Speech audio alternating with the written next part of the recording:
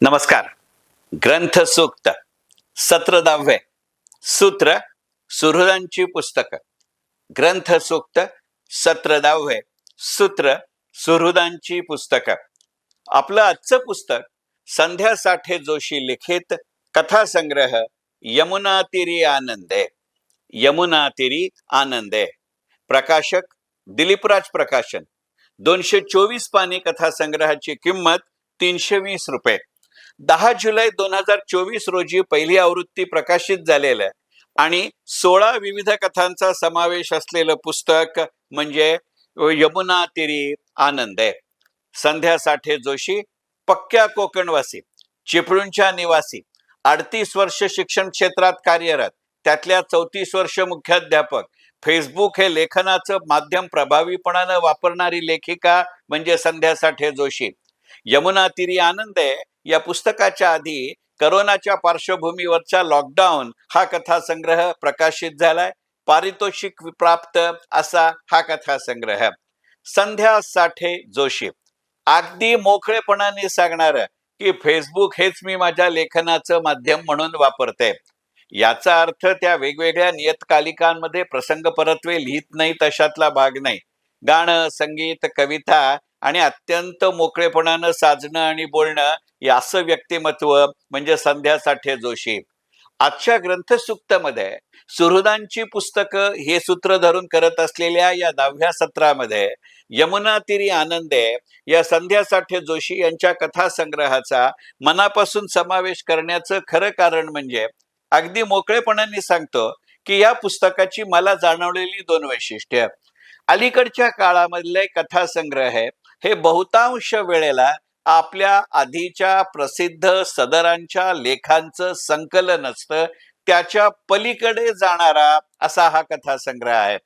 यातल्या 16 कथा या प्रसंग परत्वे काही प्रमाणामध्ये फेसबुकच्या मर्यादेमध्ये जरूर प्रसिद्ध झाल्या असतील, पण एकदा त्याचा कथासंग्रह करायचा म्हटल्यानंतर एखाद्या शिक्षकानं काटेकोरपणानं निबंध तपासावेत, असं स्वतःच्या कथांकडे वेगळेपणानं पाहत तसं संस्करण करत आणि सदर नसल्यामुळे शब्द मर्यादेचं बंधन नसल्यामुळे अत्यंत यथायोग्य तरीही अवास्तव पसरटपणा नाही अशा स्वरूपाची कथा म्हणजे संध्या साठे जोशी यांच्या 16 कथांचा संग्रह यमुना तीरी आनंद आहे.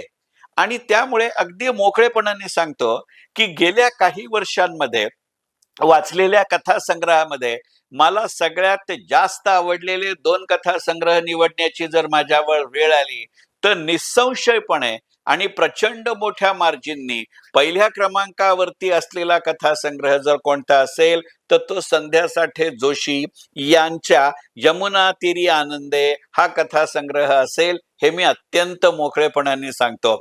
म्हणजे गेल्या काही दिवसांमध्ये ग्रंथसूक्तमध्ये याचा समावेश करायचा म्हटल्यानंतर या पुस्तकाचं मी एकापेक्षा जास्त वेळा वाचन केलं. म्हणजे कधी नव्हे ते गमतीने माझ्या घरामध्ये असं विचारलं गेलं की आता काय यमुना तीरी आनंदेवरती काय अभिवाचन वगैरे करणार आहेस का? कारण एकदा वाचायला सुरुवात केली ना की ती कोणतीही एक कथा एकदाच वाचून आपलं समाधान होत नाही, असं हे गणित आहे. कारण संध्या साठे जोशी यांच्याविषयी बोलताना या व्हिडिओच्या मी सुरुवातीला म्हटलं तसं की पक्क्या चिपळूणकर आहेत.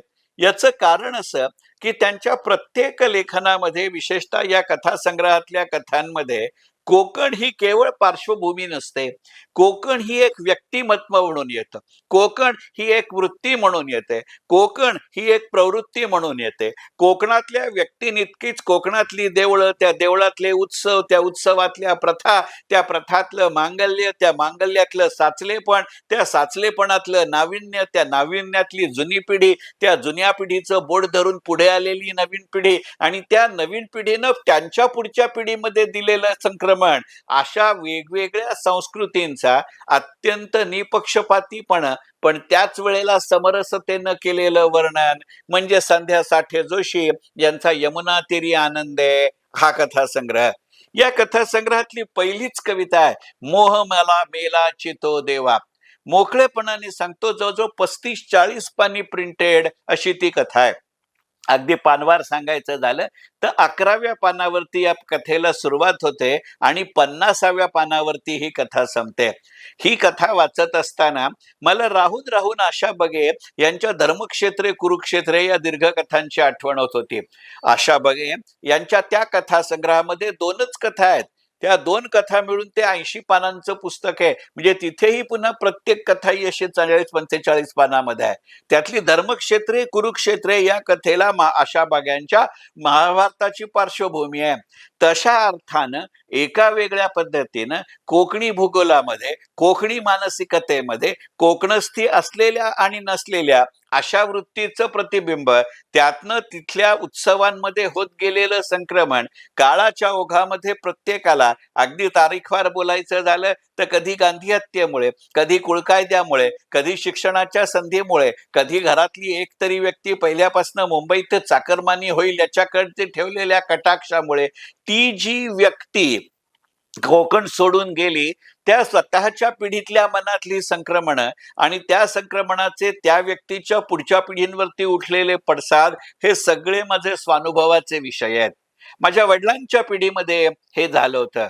माझाही मूळ जिल्हा रायगड आहे आणि मग त्यामुळे आमच्या मूळ गावी वरसईला होत असलेला शिवरात्रीचा उत्सव, ते त्याचे 7 दिवस, त्याच्यामधली ललिताच्यापासून समारोपापर्यंतची कीर्तनं, गावकऱ्यांनी केलेली तिथे संपूर्ण नाटकं, त्या नाटकांच्या झालेल्या तालमी, त्याच्यानंतरची भरलेली गावकीची सभा, गावकीचं कीर्तन सुरू होत असताना, ललिताचं कीर्तन सुरू होत असतानाच त्रिपुरी पौर्णिमेच्या उत्सवाची केलेली आखणी आणि मग त्यावेळेला ज्यांची गावातली घरं बंद झाली आहेत अशी तिथे त्या उत्सवापुरती उठून आलेली माणसं, त्यांची होणारी आबाळपण मनाची समृद्धता, या सगळ्याचं प्रतिबिंब ती व्यक्ती आणि व्यक्तिमत्व म्हणून या ना त्या स्वरूपामध्ये, या ना त्या प्रमाणामध्ये या पुस्तकामध्ये येतात.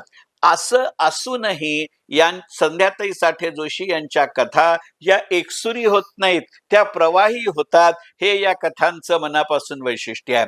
म्हणजे जसं वाडा चिरेबंदी असं नाटक पाहताना किंवा महेश एलकुंचवारांची युगांतमुळे होत असलेली त्रिधारा पाहत असताना एक प्रकारची खिन्नता कुठेतरी मनामध्ये येते.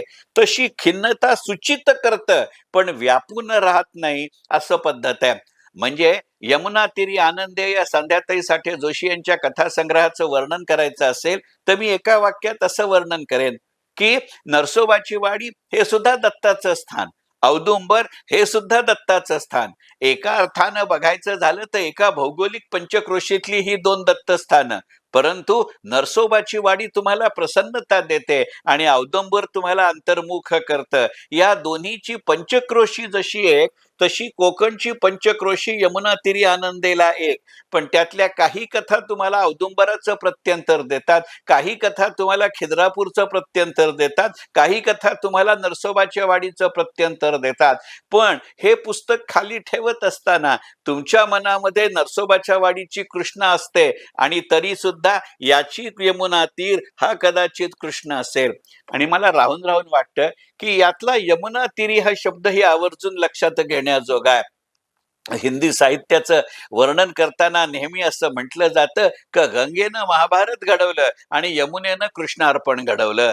अशा पद्धतीनं श्रीकृष्णार्पण आणि मग कृष्ण म्हणल्यानंतर तत्वज्ञान आलं, कृष्ण म्हटल्यानंतर रासलीला आली, कृष्ण म्हटल्यानंतर देवकी आली, कृष्ण म्हटल्यानंतर यशोदा आली, कृष्ण म्हटल्यानंतर द्रौपदीही आली आणि कृष्ण म्हटल्यानंतर असलेली किंवा नसलेली राधाही आली. अशा विविध भावना एकाच कोकणाच्या पंचक्रोशीत मनाच्या मध्ये आनंदानं उभं करणारा कथासंग्रह म्हणजे संध्या साठे जोशी यांचा आवर्जून वाचावा असा कथासंग्रह यमुना तीरी आनंदे. मनपूर्वक धन्यवाद. ग्रंथ सूक्त.